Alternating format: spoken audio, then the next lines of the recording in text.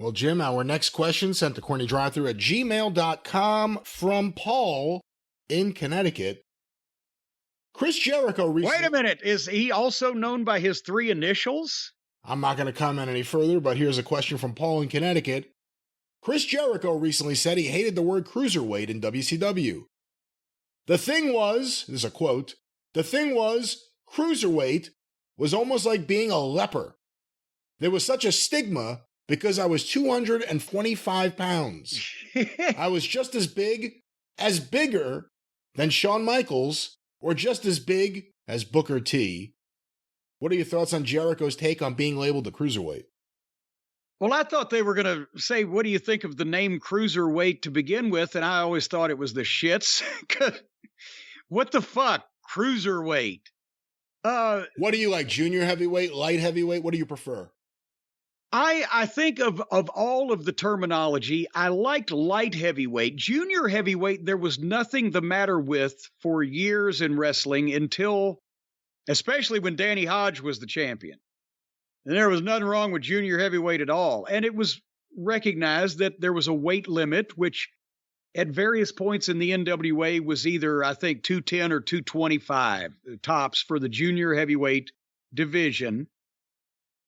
And the problem is a lot of guys, especially if you attached the word junior to a heel, and especially if the guys it just magnified or called attention to that they weren't necessarily as big as the other guys where you wouldn't have noticed as much. The junior heavyweight title basically meant the most when Danny Hodge was the champion and was a pro because he was the greatest wrestler the United States had ever produced. And they didn't create the title for him, but it was tailor-made for him. There had always been a couple of weight division titles. In Mexico, they got more numerous and they've lasted longer and been over. In the United States, in the old days in different territories, and Tennessee was a junior heavyweight territory at one point, in the 40s, the smaller guys, more action. But most of the time it was, heavyweights drew the money. So they started playing with the thing after Hodge and after the 70s, the junior heavyweight title wasn't a big deal. Then it became, somebody came up with a light heavyweight title. Light heavyweight sounds a little bit better. You're accustomed to it from boxing, and it's, right there at heavyweight, light heavyweight, and it doesn't call anybody a junior like they're a child or whatever. So I'll go for light heavyweight. Cruiserweight, what the fuck? I mean, that meant nothing in any wrestling context. I know in boxing they have, 18 different weight categories, including, I think, flyweight, bantamweight, featherweight, whatever the fuck. Phantomweight. Bantamweight, not phantom weight. I call it phantomweight. Oh, I see what you're doing. But anyway, they were just trying to not be junior heavyweights and not be light heavyweights, so cruiserweight. But that just, it pigeonholed in WCW, it pigeonholed a bunch of the smaller guys, especially the luchadors they brought in from Mexico, in an interchangeable group. It was like the X division in TNA. First thing when I got to TNA, Jeff Jarrett wanted me to give my thoughts and write notes on the shows. So the X division is, I think I termed it, the same 6 guys that get the shit kicked out of them every week and Jay Lethal. And that's what the cruiserweight thing in WCW turned out to be, was that's where they would put all the guys. Jericho could compete in the fans' eyes and as a star at that point in time, and as an athlete with any of the top guys on the roster because he physically looked good and he could work. But when he becomes a cruiserweight, he's pigeonholed in with all of the other interchangeable mid-card and underneath guys that they didn't have anything for and couldn't figure out what to do with just because they were smaller in size. And then it became the kiss of death. What do you think, Brian? I liked light heavyweight, Junior heavyweight I never liked because when I was a kid and I would see pictures in the magazine, Nelson Royal didn't really make me think of a modern champion in the 80s. And then he lost to Denny Brown, who... Yeah. You know, that was not very good. No one wanted to see. Well, at that point, that's when Crockett had ended up with, he's the last NWA promotion, and they've got the belt. Nelson Royal, because of the weight that he was at in his fighting years, he would have been the junior heavyweight. I think he was a little over that, but he was a great worker and a great wrestler, and everybody respected him. So, okay, we'll give him a world title. But then after that, Dusty didn't give a shit, and he'd given up on it, and he just let Denny Brown have it because he liked Denny Brown. You know, I mean, I wasn't as negative on the term cruiserweight because for a while there, you had Dean Malenko, Rey Mysterio, like the top of the card guys, the guys going for the belt. Those are the best matches on those shows.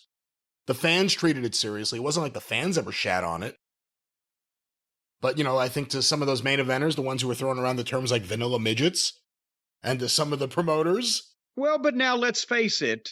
Some of the people did shit on some of it because it was a catch-all basket for all those guys that size to go. And remember, yes, Rey Mysterio got over in that environment, and we knew how good Dean Malenko was. The smart fans and the dedicated fans, the diehard fans, they weren't shitting on him.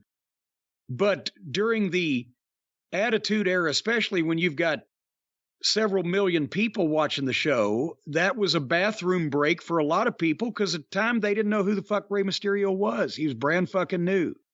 Remember, we got to look with the eyes of that time versus what we know now. And cruiserweight and the cruiserweight division was in a lot of ways just a way to, like you said, just everyone we sign up from ECW or AAA, put them in one division. And they could have their high-flying matches, whether they're over 225 pounds or not. And yeah, and that was the same. The X division in TNA was supposed to be the action, the flying division or whatever, the modern style division, but then Samoa Joe would win the things. There was no weight, limit or weight fucking quotient for it. So that's what they were trying to do is the same thing. It was the same mentality. Let them have the video game matches. That's what those guys do. And whenever you put a group of guys together like that just because the style of matches they have, then you've buried all of them because they're interchangeable. What are your thoughts on having a separate division for a different weight class? Is that a thing that makes your life more difficult as a booker, or would it make it more easy?